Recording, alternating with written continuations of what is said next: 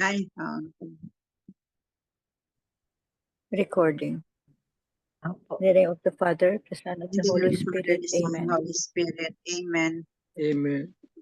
Come, Holy Spirit, fill the heart of the faithful, and enkindle in them the fire of your divine love. Send forth thy Spirit, and you shall be created, and thou shalt renew the face of the earth. O God, who by the light of the Holy Spirit did instruct the hearts of the faithful, grant us by the same Holy Spirit to release what is right and just, and always to rejoice in his consolation. Through Christ our Lord. Amen. Amen. A proclamation from the Holy Gospel according to Saint Matthew. Glory to you, O Lord. Jacob was the father of Joseph, the husband of Mary. Of her was born Jesus, who is called the Christ. Now this is how the birth of Jesus Christ came about. When his mother Mary was betrothed to Joseph, but before they lived together, she was found with child through the Holy Spirit. Joseph, her husband, since he was a righteous man, yet unwilling to expose her to shame, decided to divorce her quietly. Such was his intention when, behold, the angel of the Lord appeared to him in a dream and said, Joseph, son of David, do not be afraid to take Mary, your wife, into your home. For it is through the Holy Spirit that this child has been conceived in her. She will bear a son, and you are to name him Jesus, because he will save his people from their sins. When Joseph awoke, he did as the angel of the Lord had commanded him, and took his wife into his home. The Gospel of the Lord. Praise Praise to to you, you, O O Lord Jesus Christ. Tita Lynn. The 3 pointers for today's Gospel. Number 1, Joseph, an upright man, sensed that he had to wait for God's providence to unfold itself when he was perplexed by Mary's conception by the Holy Spirit. Number 2, how open and patient are to live in God's providence. In our tendency to have better control of our lives, we live under the illusion that we are more secure. In fact, only God can give us the real security and hope in life, as we can die anytime. Number 3, do you live a discerning life in which the priority is living God's will and serving His mission through your career and vocation? Amen. Amen. Amen. Thank you very much, Tita Lynn. Welcome. So, happy feast day of to Saint Joseph. No? Saint Joseph. Joseph. Tito Man, you have something to say? Yeah, let me first read this Marino das Marinas. Are you obedient to the will of God? When Joseph discovered that Mary was pregnant, he decided to quietly separate from her. Quietly, because that was his character. He was a quiet and humble man. As much as possible, Joseph did not want to create a scene that could result in Mary's being ostracized by her townspeople. Perhaps the devil was already insidiously trying to trying to provoke Joseph to do something that would humiliate Mary. But Joseph calmly resisted whatever evil machinations the devil had. He overcame them by listening to what the angel told him to do. Thus, Joseph faithfully loved and protected his family. By his act of obedience to the will of God, we can safely conclude that Joseph loved Mary deeply. Many fathers today easily give up when their marriage is tested by fire. They quickly succumb when tempted by the devil. no longer listening to the voice of God, who always calls them to uphold the sanctity of marriage and family life. Let us be inspired by the life of Saint Joseph, his humility, his obedience to the voice of God, and his unconditional love and protection for his wife Mary and his child Jesus. Saint Joseph, the patron saint of fathers, the patron saint of families, the patron saint of a happy death, we beseech you to always pray for us. Yan. Saint siya ng mga happy death. Kaya you have to pray. Kung meron kang prayer for Saint Joseph for happy death, yan. Patron saint of fathers and families. And he is also a protector. Yan ang kanyang ano. He was obedient. You will notice in the Bible, he had no he has not written anything. In fact, he was silent. No, he didn't speak. That was written in the Bible. Wala siyang sinabi. Tahimik lang siya. He was silent, but he was obedient. No? And he was a righteous man. Yun lang nakasulat sa Bible. He was a righteous man. And also he was a protector and a father, Jesus. And mainly his job, or he is a carpenter. Ika nga, no? Kumbaga sa atin parang construction worker siya. But he was a carpenter. And he taught Jesus about his being a carpenter. Kaya natuto si Jesus maging karpentero din.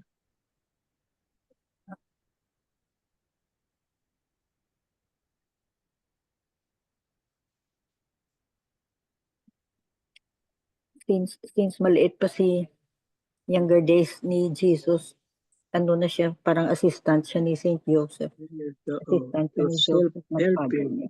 Diyan siya natuto. His work. That's why he was named the son of a carpenter. Lowly, before that was a lowly job for a person, no? Carpenter. Parang hindi masyadong hindi masyadong bongga na trabaho, na work. But in spite of that, he was humble, obedient. Obedient. Model of faith and trust. Ito ang sabi ng ng ibang reflectionist ba? Yes. Saint Joseph, a model of faith and trust.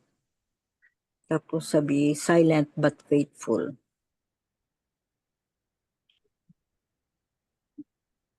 Kasi hindi siya silent saint ang tawag sa kanya kasi wala siyang recorded speech. Kung anong sinabi niya ba sa Bible, wala. Nothing recorded. Father Danny. And he was also, he is a part of God's plan of salvation, in our salvation history. He was part. Low profile lang siya, no? Wala siya masyadong sinabi. He was also called the just and the righteous man. The Yes. just and the righteous man. The protector and provider. Protector of the Holy Family. Head of the Holy Family. Good evening, Father. Ay, good evening. Father. Yes. Father. Good evening po. Good evening, Father. Good evening, Tito Mans. Good evening po Good lahat. evening po. Wow. Good evening, Tita Lins. Good evening. Now remember, this is all in the name of science, okay? We need to Yes, discover Father. creatures can do Tapos na, Tito Manny? crickets. Opo, Okay, we go. tapos na po. You flamethrower yourself. Extinguisher! Never! I got it. It's Ay, fine. maingay. Seems to be doing much. St. Joseph is solemnity today we are observing, and this is the Lenten season. But it's nice to reflect on him, to make him as our model in order for us to gain the inheritance of the Father, Son, and the Holy Spirit.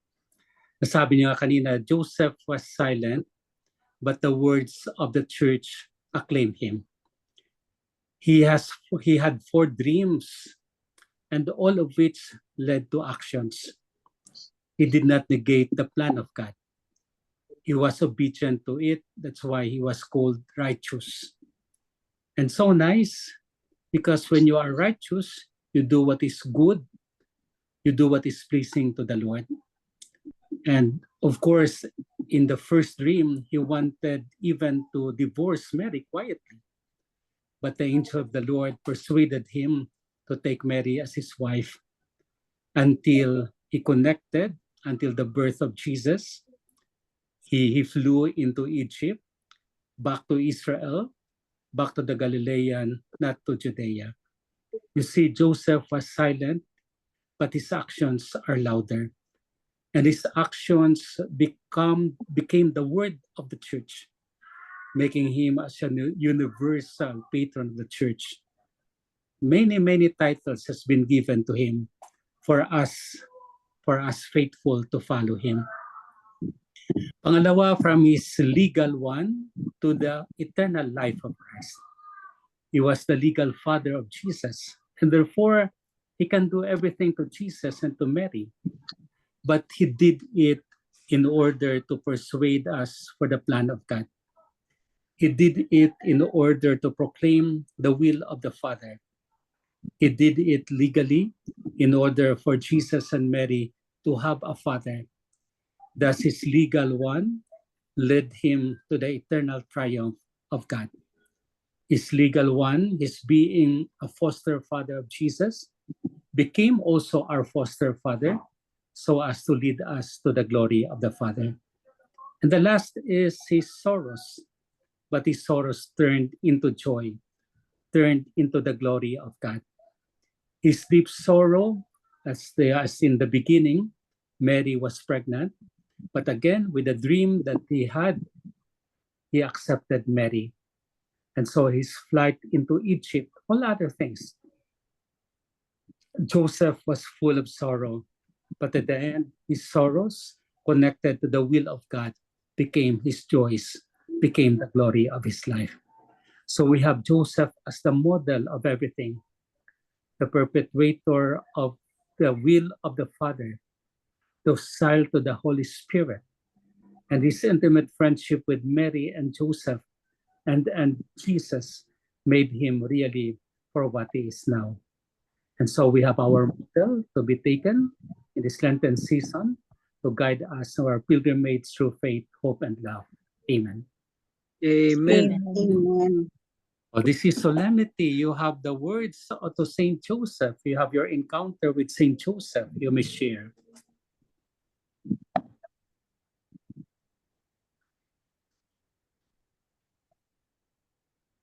Oh, Tita Sally. I cannot think of anything, Father. I'm sorry. Sige lang, okay lang.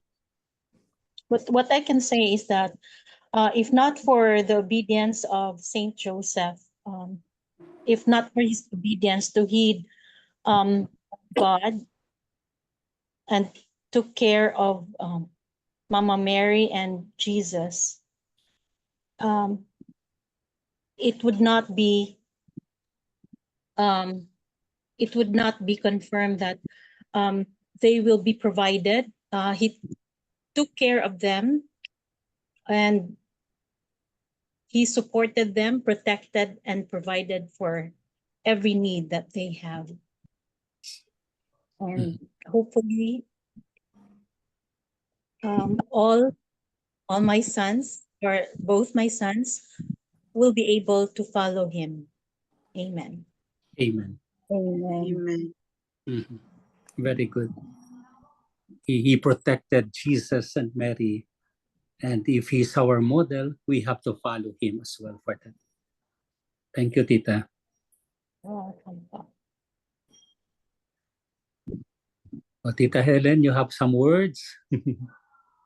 Yes, Father. Mhm. I attended the 6 p.m. Mass because it's our 19th anniversary of the Catholic Women's League. Mhm.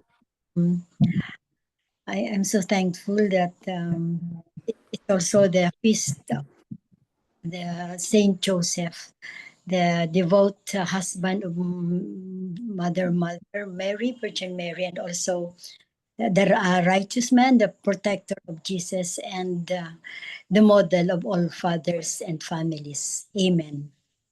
Amen. Amen. Wow. You summarized the homily today. Thank you, Tita. Thank you. Tita Belen.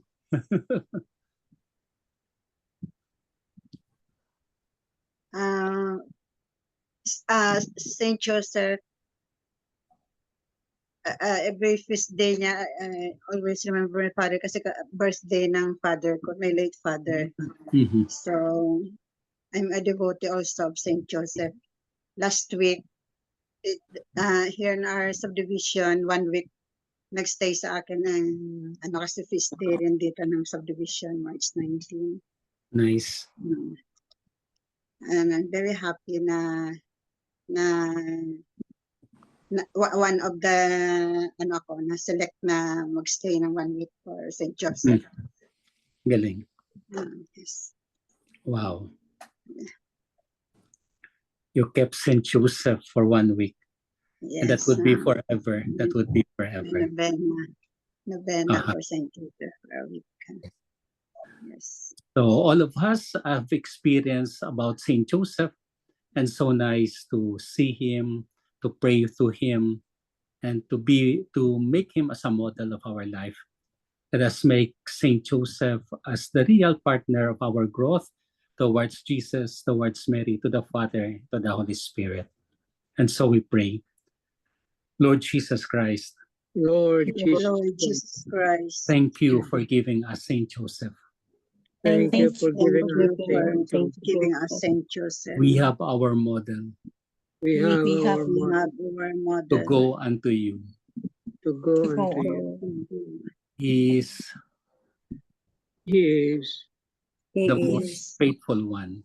the He's the faithful most one. He is faithful the one. most faithful And one. so we would like to be faithful also, Lord, And so we So we will be faithful also, Lord, in all our activities, in in all all our our activities, in all our undertakings. in in all all our our undertakings. Help us, O Lord, Help Help us, us, O O Lord, Help to us, follow Lord, him in our life follow him follow in him our in life, our life. and to be gracious to you. to be and to great. To be gracious At the end, At the at the end, end. may we have Saint Joseph may we May have we Saint have Saint Joseph to Joseph welcome us as well, to become us as well, come to be presented to you. to be presented. Amen. Amen. Amen. Amen. Hail Mary, full of grace, the Lord is with you. Blessed are you among women, and blessed is the fruit of thy womb, Jesus. Holy Holy Mary, Holy Mother Mary, of Mother of God, God, Pray for us pray for sinners, us sinners now and at our death. Angel Amen. of God, my my guardian God, angel, And Guardian dear angel, to thou whom commits me, God commit me ever here, this day to that be at my my side, side, to guide light and be and at guide, my and guide side, me. rule and to guide. light and God, Amen. to rule and guide. Saint Haniva, Amen. pray Pray for for Saint us. Anthony, Pray pray for us. Pray for Saint us. Joseph, Pray for pray us. Pray for send, O us. Lord. Holy Saint Apostles, Apostles intercede. of the Church, The Lord be with you. And And with you, with and you. with your May Almighty spirit. God bless us, the Father, the Son, and the Father, the Father, Son, Spirit. and the Holy Spirit. Spirit. Amen. Amen. Good Thank evening, you, Father. Thank Good you, afternoon, Father. good evening. morning. Father, Thank you, Father. Father. much, Thank you po. Father. Thank you. Thank O, kamusta you. ka na, Tita MJ? Okay ka lang? Trying to be okay. Sige lang. Oh, it will be okay. With all the sufferings, with all the pains, it turns into joy. Yeah. Yeah, like Saint Joseph. We will turn our suffering into joy. Okay. Please pray for my sister-in-law, Emma. How is she? I'm here almost beside her ba. So she doesn't eat for many days. Oh. Mhm. Oo, tapos doesn't For last she has time, not she was decided okay, whether di ba, Tita? Last time during the funeral, she was okay. she was okay. Oo. Now naman, pang bilis. Oo. Mhm. Because of the pre-leukemia. This We is will pray part for of the her. cancer. Oo. Tell her we are praying for her.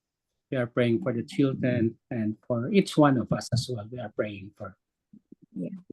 Mhm. Thank you, Father. Thank you for your prayers. Welcome po. healing. Mhm. So thank you. Good night. Good night. Thank you, Father. Father. Thank you. See you. And God bless, Father. Good night. Is there Please go ahead, Miguel Bilen, with the closing prayer. Yes. Dear God, we lift our family up to you. We can't control what life brings their way, but we trust in you to take care of them. Please keep them safe and close to your heart. Give strength and wisdom needed there. You be the controller of our family. In Jesus' name, amen. Amen. Amen. And all together, please. Glory be to the Glory Father, be to the Father, and to the Son, to the Son, and to to the the Holy Holy Spirit, Spirit, as as it it was was in in the beginning, now and is now, ever, and ever shall be, world world without without end. end. Amen. In the In the name name of of the the Father. Father, the Son, Holy Spirit. Amen. Thank you all. Thank Thank you for the you, prayer. everyone. Thank you. Good night.